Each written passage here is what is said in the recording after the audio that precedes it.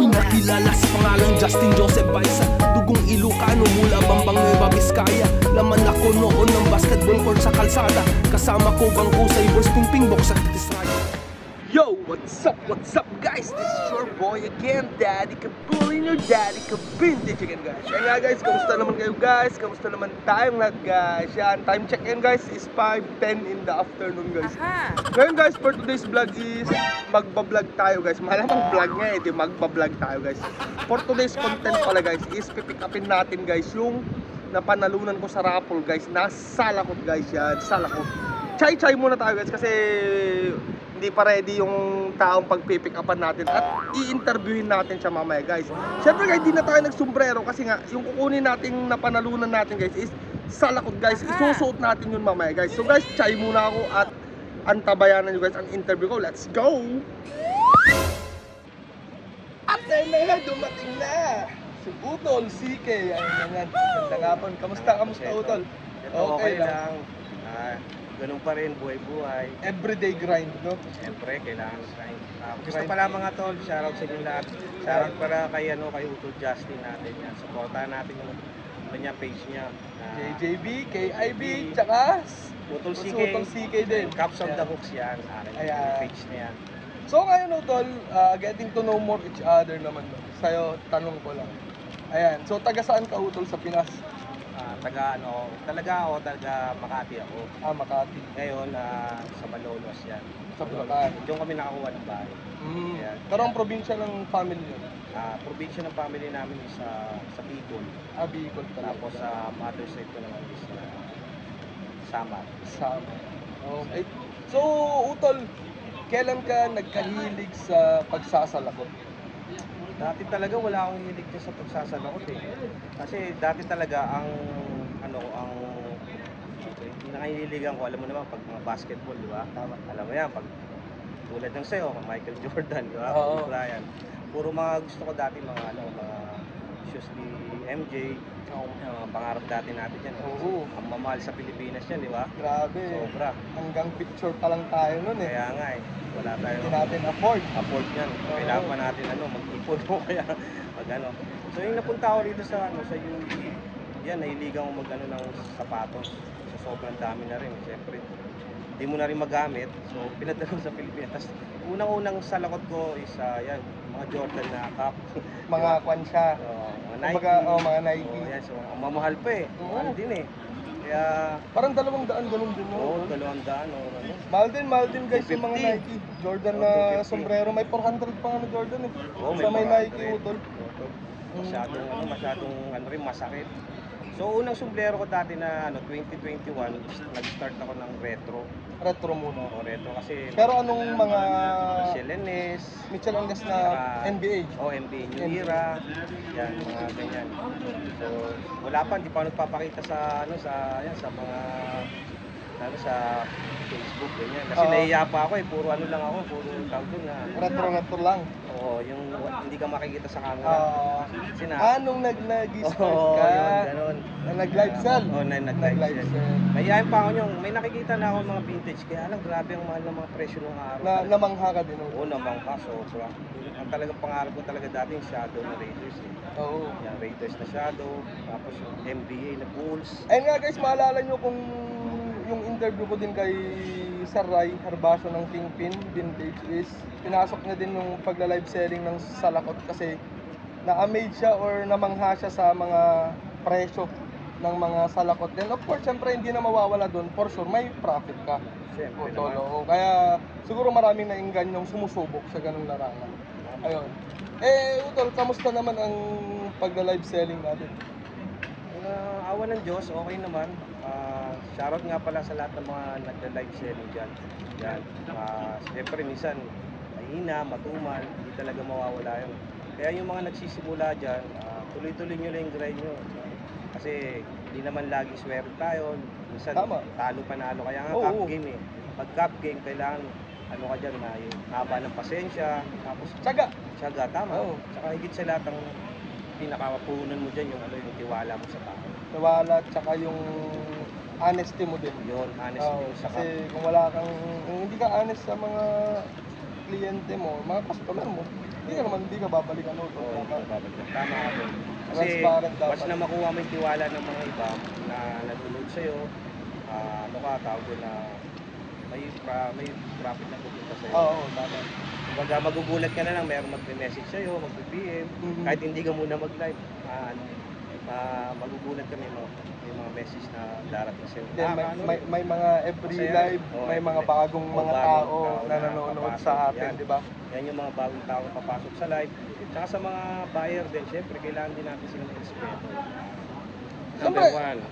Andun na utol yung kung buyer mo, alagaan mo. Oo naman. Tama. Tama ka doon. Kasi siyempre, sila, sa ulit-ulit na magla-live ka, for sure manonood yung mga yan. Kaya dapat, ayun, andun na. Basta, honest ka sa pagla-live mo, tsaka honest ka din sa mga buyer. Tama. Yun yung number one. Kasi kung wala yung buyer mo, wala ka rin kikitain. Tama. Di ba? Kaya kailangan honest ka rin sa trabaho at ginagawa mo rin, iba na pagla-live siya. Kasi yung iba akala kasi nila napakadali ng live, di ba? Ito mahirap. Ang pinakamahirap dyan yung ma-flake ka, Tama. yung cup mo bumalik sa'yo. Oo. Siyempre, ikaw rin magbabayad ng courier mo. So, yun ang hindi naintindihan ng mga ibang na buyer. Na, Mga flaker, sabihin mo na lang. Tsaka pinakamahirap sa lahat, mga tol, yung pag-book. Oo, nanghirap na. Kung saan ka makakuha ng mga cup na 1:1 o yung solid condition. Madaming available utol na mahuhuk, pero siyempre pipiliin mo yung may profit ka rin. Tama. Tama. Kasi kung bili ka lang ng bili, then balik kaya ka din, knowing na hindi mo din alam yung market value niya. Tapos kukunin mo, matatalo ka. Tama. Diba? Ganun. O siya utol, next na tanong natin is, ano naman ang linyada mo ngayon na kinokolekt? Sa akin kasi talagang totoo talagang kinukulik ko Raiders. Raiders So, talaga. may ligaw sa Raiders talaga. Doon ka na nag-stick talaga. Hindi naman, kaya lang kasi ang akin kasi dalawang klase kasi Raiders tsaka yung yung isa mga shadow na NFL. NFL. Kaya lang pinakawalan ko na eh. Pero talaga mostly Raiders talaga. Raiders talaga. Yan talaga yung kinahiligan ko kahit yung dati pa. Kasi ganda-ganda ako dyan pag nakikita ko dati mga idol natin na nakasuot sila Paulo Cordoba, yan, kay Boss Paulo, yan. Kung di nyo may tatanong, ang heavy din yung mga collection ni Utol CK ng mga Raiders. Kumbaga, andun din yung mga round logo which is mahal yun. Nakikita ko din yun. Mahal. Solid din yung mga collection ni Utol CK. Which is, syempre saludo kasi may mga low-key tayong collectors na hindi pa pinapakita yung mga collection. Di ba, Utol? Tama. Marami dito sa Abu Dhabi. Madaming simple lang Saka dito. Sa Dubai, Bihira lang dito yung collector na talagang araw-araw pinupost yung collection. Oo, mga ganun. Pero madami ding collector na madami ding mabibigat na items na hindi nila pinapakita in public. Yan lang. Oh, simple, low-key lang. sila. Oh, low. Na hindi nila, okay lang naman na ipakita nila yung collection. Siyempre sa kanila yan eh. Oo, proud sila. Proud sila. Hindi yan nila, kumbaga masaya sila na nakikita ng ibang tao. Tama. Na nainganyo rin yung mga ibang tao. Oo. Gagawin ko to, magpupalit ako dito. So, Parang siguro nagsaserve na lang sila na as inspiration. yun, Inspiration na lang sa mga bago na Oo. papasok sa ganitong laro. Magcha-challenge ka sa kahit kung kaya niya mag-collect, magpo-collect din ako nito. Oo. Nakaka-challenge din kasi yung ganyan, lalo pag nag-uumpisa ka, sabihin ko sa'yo, talagang yan yung ahahati ka sa sa cup, lalo pag unang dating sa'yo, hawa mo, lalaban mo, ulmayin mo, tapos makikita mo yung ganda. Yung ng cup. outcome niya. Yun. Doon yung pinakamasarap na feeling. Yun yung masarap na. Pero siyempre, bibigyan natin sila utol ng tips na wag nilang bibiglahin ang pagko-collect kasi mabigat din. Mabigat din. Tama yun mga tol, kasi ang pagkukulik is hindi naman biro-biro yun na bibigay ka ng pera o oras sa Kailangan nyo ring pag-isipan nyo muna, mag-landing kayo para sa family nyo. Yung collection, madali lang yan eh, kasi Andyan lang yung mga andyan lang salakot. yan eh, yung mga salakot eh. Which is, kung mahal mo, love of the game din yan, cup game. Oo. Diba? Of the love of the cup game. Pero siyempre, utol, kung pamilyado kang tao, priority first. Siyempre. Pamilya. Wala naman Natural. unahin mo muna yung mga luho mo. Kaysa sa Number one yun talaga. Number one. Kaya kung gusto nyo mag-collect, mas maiging alamin niyo yung presyo ng bibilhin niyo, then pag-ipunan niyo na lang. Tama. Mas maganda yun. Mas ma-okay yun. Pag ipunan nyo, so kaya gawin nyo, tips dyan. Pag meron kayong mga cup, i-roll nyo lang. Kunyari, ito, nabili nyo itong ganito. Basan nyo ng konting renta, tabi nyo yung kinita nyo, tapos tabi nyo yung puhunan nyo. Oo, Kung ako kumuha ng at least hindi nababawasan yung sahod mo, di ba? tama. Kasi Baga ni-roll. ito din sa mga madami din si Utol Sige nagpapa-installment din yan for sure. Pero sana i-take consider nyo din yung balik pinaparol din kasi karamihan ng mga reseller ang pambili nila ng items. Tama Utol. Siyempre, kung iisipin nyo, kaya ina-advise ko na kung may gusto kayong salakot is pag-ipunan nyo na lang, pag nabuo nyo na yung pera is dun nyo na lang bilhin. Kasi kung by installment is parehas kayo nagsasuffer din ng seller tsaka kayo na nakabili. Oo. Tama? Ganun na lang mas maganda. Ayan nga Utol, then ang next na tanong ko naman Utol is pag magko-collect ka ba? Kasi usually ito yung natatanong ngayon eh. Kasi alam naman natin ngayon Utol, not just like 2 years ago Utol, is kung may lumabas na salakot, pag trip mo, bibilhin mo. Pero ngayon matatalino na eh. Gusto na nila is yung collectible na talaga. Pero ikaw Utol, as collector, as reseller, anong may advice mo sa mga newbie? Kasi syempre yung mga newbie is madami na din kasi nagpo-post about sa salakot, nababasa na din nila. Knowledgeable na din sila na dapat ang kolektahin agad is yung mga collectibles. Ikaw, anong masasabi mo? Sa akin naman, kasi akin lang to sa akin naman, sa opinion ko, kasi kapag talagang collector ka, mapa goods o solid o minor issue yan. Kung vintage ka talaga, hindi mo hindayin yan eh. Tama. Kumbaga, collector ka eh. Kumbaga, the more vintage, di ba? Parang sasakyan, di ba? The more na tumatagal, nagiging prestigyoso yung cup, di ba? Parang the more na nakikita mo na habang tumatagal, parang lumuluma, the more na nahilap mo. Sa mga newbie, kailangan natin hindi tayo masyadong masela. Pero para sa akin, sang-ayon ako dun Utol, pero sa tingin mo okay din na pag newbie ka is mag-start ka muna sa kwan no? Depende sa budget mo na. Oo. Wag mo pilitin. pilitin pag hindi mo kaya. Tama. Kasi Mahirap eh. Pagdating sa dulo, ikaw masasaktan.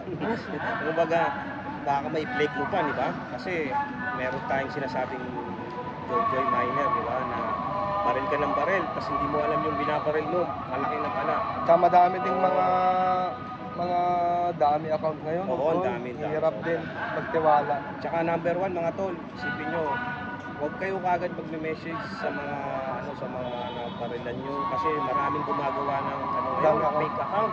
Parang kay Dennis, parang Oo, man, nangyari diba? yan. Nangyari? Sa Pilipinas, laganap din yan na marami na, pati cap game, pinapasok na rin ng mga scammer. Kaya kawawa yung mga nagbabayad natin ng tipo. Kasi hindi naman basta-basta yung mga binabayaran nilang cap, di ba? Buti dito, pag maliit lang tong community natin, Oo. magkakilala halos Utol, kaya madali mong matuntun. Kaya nga, madali mo matuntun sa madali mo. Siyempre dito, hindi ka pwedeng mag-oo. Di ba? Alam mo na, Oo. naka-chips tayo dito. Alam mo naman dito, di ba? Bawal yung yung mga ganyang klase. Mga galawan. Oo, pero dapat, triply ingat ka pa rin. Kumbaga, pag gusto mong bumaril ng isang bagay, isipan mo muna, huwag yung bibiray mo kagad, di ba? Kasi, in the end, wala, di ba? Parang ang hirap. Oo. Magugulat ka, di ba? Magkakatapusan na, wala pa yung di ba? Kawawa din naman yung mga seller, di ba? Both parehas. Parehas Kawawa kayo, din. parehas kayo maabala, di ba? Sa isa't isa. Sensya na guys malakas yung adan. Dasal na kasi dito guys. Dasal na. Oo, ayan. Kasi yung... So, Utol Sige, huling tanong na lang or ito na lang ang huling hirit ko sa'yo. Anong mensahe mo sa ating mga vintage collector na pausbong pa lang? sa mga Lalapit ko na lang para marinig natin, Utol. sa mga postbook pa lang sa vintage. Kailangan mga tol, tsagain nyo lang mga tol, tsagain nyo lang. Huwag kayong mawawalan ng ng pagkakas. Iba kasi sa umpisa, parang sumusuko agad eh. Kasi ang cup game kasi yan eh, kumbaga para ring laro ng basketball.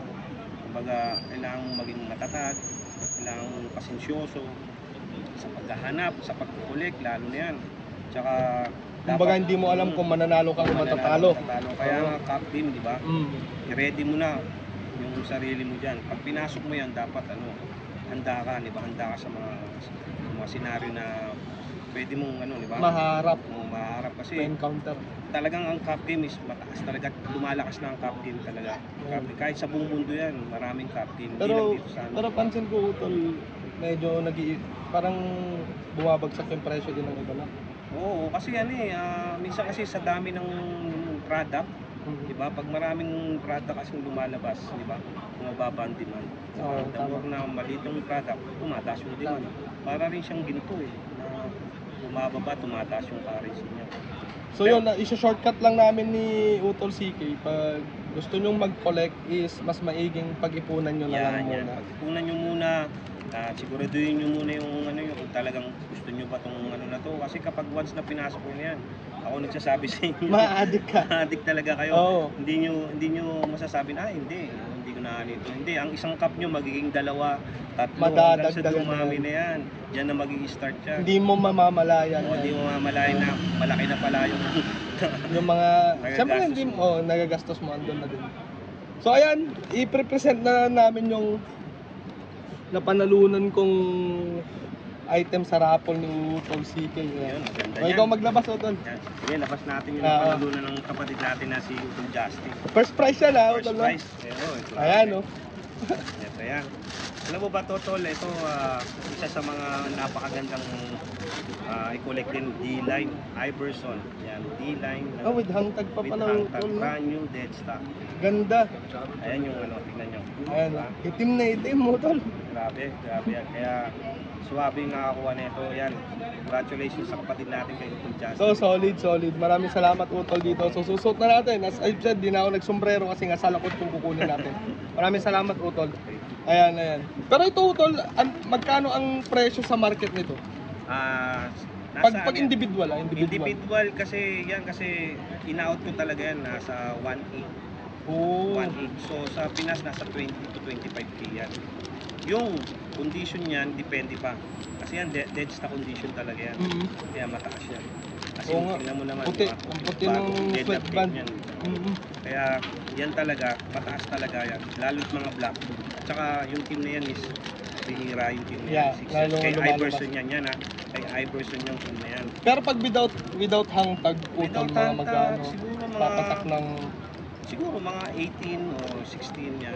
ganun. Pero depende pa rin sa condition. Condition, tama. Sa condition Kasi pala. nagkakatalo yun sa condition ng cup. Kung ang cup is solid condition, talagang misteryoso pa. Talagang mataas yan kasi mataas din nakuha eh. Tama. Hindi mo naman pwedeng Then, di ba? may dadagdag pa kung sakaling may history yung isang item. May history yung isang item. For example, ginamit na may picture din during the game, parang ganun is malaking bagay din yun. Pero more on pinagbabasihan ngayon, Utol, is sa condition talaga, no? Sa Kung di ako nagkakamali. Sa condition pa. Sa NBA side yan eh. NBA side. Kaya talagang swerte ka talaga yan. Tol. Gems na din to, Utol, or... Gems yan, gems. Gems na to. Isa na rin sa gems. Kasi nag-search din ako sa eBay, is out of stock lahat eh. Out of stock. Gems Nakita yan. ko. Kasi ang marketing talaga yun is mataas talaga. Yan yung isa sa mga matataas na yung Sixers, Philadelphia. Kaya Actually guys, nakakatawa kasi yung kwento nito, inalok na ako ni Utol CK noon. Kaso, ang dami pang bakante, parang 9 pa ata noon, Utol, 9. Sabi ko sa kanya, kung may 2 natira, saka mo ko sabihan, pipili na ako. E di, lumipas ang araw, nagkakasalubong kami 2 beses. Ayan, kamustahan. Then, di niya nababanggit sa pag nagkakasalubong kami. Pero nung 2 days bago yung live nito, yung roll nito, is pinapili na ako kasi dadalawa na. Then, pinapili ko si Liet. Pinili niya is number 6. Eh, tapos nag-pray din kami. Then, at the same time, after mag-pray ni Utol CK bago start ng roll ng raffle is, ako lang daw nag-amen. So, siguro pinakinggan ni Papa Jesus. Yun. pampabuenas yun eh. Oo, Siyempre, pampabuenas. Bago tayo mag-live, siyempre kailangan lagi tayo magpasalamat. Oo, syempre kasi sa pang-araw-araw pa lang nating paggising natin, Utol, is napaka-laking blessing na yun. Yung mga blessing na natatanggap natin, dapat natin pasalamat kay God. Yan. So ayan guys, tignan nyo, worth 90 dirhams lang tinaya ko. unexpected din na tayo pa yung nanalo. Which is dead stock. Brand new dead stock. Siyempre. Oh, yan. Patunay kasi may hang tag din. Siyempre, as sanabi nga namin Utol CK is transparent tayo sa mga customers natin. Ayan. So Utol, maraming salamat. Tsaka may lakad din si Utol CK, di natin pwedeng abalahin kasi gagrind pa yan. Ayan. Yeah. Tsaka may lakad din kami ni Liit. Pipick up din ako ng jersey. Ayan. So, ikaw Utol, shoutout or bago may gusto kong pasalamatan? Shoutout nga pala sa lahat ng mga vintage cup community natin dito sa UAE. Shoutout sa kapatid nating Utol Justin yan. Suportahan natin ang bawat isa. Lagi na lang natin tandaan, no, hindi lang dapat lagi tayong magkaroon ng motivation sa anong gusto natin makuha. Push lang lang. natin push, challenge, inspire natin. Tanggalin natin yung inggitan sa isa't isa, walang mangyayari yan. Gawin mong inspirasyon yung taong hinahangaan mo para magkaroon tayo ng peaceful mind. Number one sa lahat, God bless. Yan. Shoutout ba? May gusto kayo shoutout? Shoutout nga pala sa lahat ng mga tropa ko dyan na taga Makati, Guadalupe, Nuevo. Yan, sa pamilya ko, sa Malolos. Shoutout sa inyo lahat. At sa mga kaibigan natin dito sa Abu Dhabi, na kapwa seller natin. Damay natin Dubai. Damay natin Dubai. Lahat yan sa buong UAE. Shoutout sa ating vintage cup community. Yan, laging tandaan nyo, Utol CK, Caps on the Hook, supportahan nyo. Ang masasabi ko lang, low-key lang tayo sa Gedlocks. Yan, tuloy-tuloy lang, grind and hustle. Respect every hustle. At keep in vintage yan. One love to the game. Yan, one love to the game. Yan, lahat tayo, supportahan natin. Support sa community ng Vintage Cup. At sa lahat ng mga seller, hindi lang naman sa Vintage Cup, kundi sa buong vintage ditong UAE na vintage community na gano'n ba tawag na walang sawa na umaasin. Yan, sa ayan. So ayan nga guys, nagmamadali sa Utol CK, alam ko. So, hindi, alam ko naman yan. So guys, maraming salamat sa panonood at least nakilala natin si Utol CK ng more deeper ng content. Yan, maraming salamat ulit Utol CK. God bless you and more sales, more raffle sa page mo. And pag may Chicago Bulls ka nang ipaparaffle, syempre. is alokin mo ako, tataya na talaga ako. Walang problema yan, walang problema. So guys, antayin nyo ako, uwi muna ako at ipeflex ko ng malapitan sa inyo to. Maraming ulit, Utol CK. Maraming salamat. Sige na, peace out na kami. Bounce na kami. Bye-bye! At ayun na guys, nakauwi na tayo. And as I've said guys, is ipeflex ko to ng malapitan guys. Yan, malapitan sa inyo. Tong na-hook natin ay napanalunan pala natin sa raffle ni Utol CK. Ayan guys, nakilala nyo or narinig nyo din ang mga advice at mga salita ni Utol CK.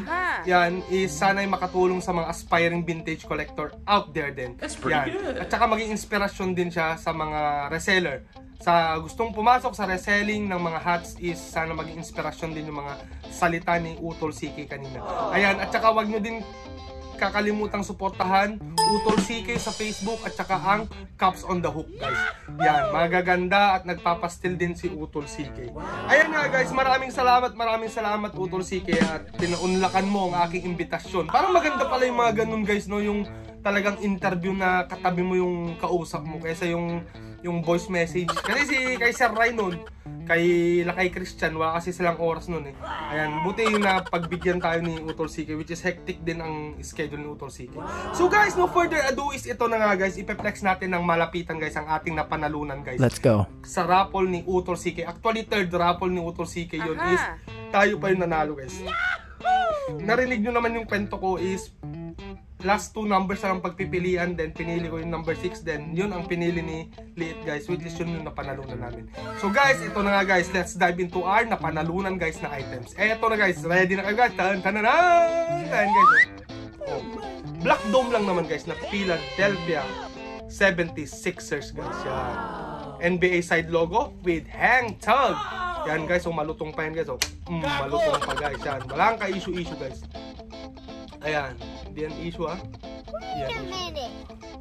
Ayan, puti lang na stitching yan. Aha. Sa sweatband. Ayan, Sports Specialties. Aha. Made in Korea. Ayan. Then, NBA official license na tag. Aha. Then, tignan nyo naman guys kung yangan. Ayan, yangan tag. Then, ang sweatband naman guys. Napakalinis. Yan, napakalinis. That's pretty good. Then, tignan nyo yung pag-out ni Utol CK dito guys kung magkano. 1,800 dirhams guys. Which is tumaya lang tayo ng 90 dirhams is tayo pa yung nanalo guys. Imagine that. So, napakaswerte talaga tayo. And sabi nga niya is signos na talaga na ako yung mananalo kasi nga pinipilit niya talaga akong tumaya at saka ako lang nag-amin after ng dasal niya before siya mag-start ng raffle guys. Yan. So maraming salamat. Anong masasabi niyo? Pwede niyo i-comment down below guys. Let's go. Kung sobrang hits. Pero sabi niya gems na to kasi nga nag-search ako. Duty ako actually nung niraffle ni Utol CK. Is nag-search ako sa eBay. Halos karamihan ng mga ganitong design na Black Dome is out of stock na guys. Out of stock. So ibig sabihin is very rare na ang mga production or availability ng ganito sa market guys. So siguro tumataas yung presyo kasi nga mababa na yung production or availability ng items guys. Imagine yung 1,800 na ina-out ni Utol CK pero nakuha lang natin ng 90 dirhams. Tayo pa yung nanalo. Ayan guys. Napakalinis nito. Really, nigga? Ayan. Actually guys, nung nanalo ako is meron ng 3 taong nag-PM agad sa akin na parang binibili at saka isoswap. Pero syempre, para sa akin naman is parang may sentimental value din sa akin kasi nga alam niyo yung pinilit ako ni Utol CK na tumaya sa kanya. Then tumaya ako is para 90 dirhams, imagine 90 dirhams lang is parang regalo na din, regalo to. Na i-consider kong parang regalo lang kasi worth 90 dirhams kumpara sa live price niya na 1,800 dirhams is parang masasabi kong regalo from God and from Utol CK. Ayan. So guys, nakita nyo nga ang ating napanalunan na Philadelphia 76ers kung saan naglaro si Alvin Patrimonio. Ay, Allen Iverson pala guys. Allen Iverson! Yan. Tsaka si Dr. J guys. Yan, which is sikat na sikat. So guys, maraming salamat sa panonood na naman ng aking videos at sa tuloy-tuloy nyong suporta guys dito sa mga aking mga content ng aking mga vintage hits, collection hits at saka lalong-lalo sa aking mga Chicago Bulls collections guys. Ayan, so maraming salamat, God bless you all at saka syempre di ko din makakalimutan na pasalamatan si Utol CK. Follow and like nyo din yung page niya na Utol CK and Caps on the Hook yan sa Facebook. Magaganda ang items ni Utol CK. Bisitahin nyo kung hindi kayo busy at saka baka may matipuhan kayo. Then PM nyo lang ang dali-dali niya lang yan kausap si Utol CK. Ayan, Utol CK, maraming salamat and God bless you always and God bless your page and more sales palagi sa'yo. So guys, magpapaalam na ako, puputulin ko na dito at nakita nyo na ang ating napanalunan na Philadelphia 76ers. Ito ang background ko kasi nga hindi ako nakaprepare ng aking background guys. Yan. So guys, maraming salamat at hanggang dito na lang guys. So guys, here's your boy Daddy Kabulin, your Daddy Kabintage saying till next time, peace out! Bye-bye! O relax, baka naman ikay magtampo sa panahon kasi ngayon okay sa bamawan bibiyang ko. Yung angas ko kahit saan kayang-kayang dalhin pero yung pagkahangin mo mukhang inborn yan mid.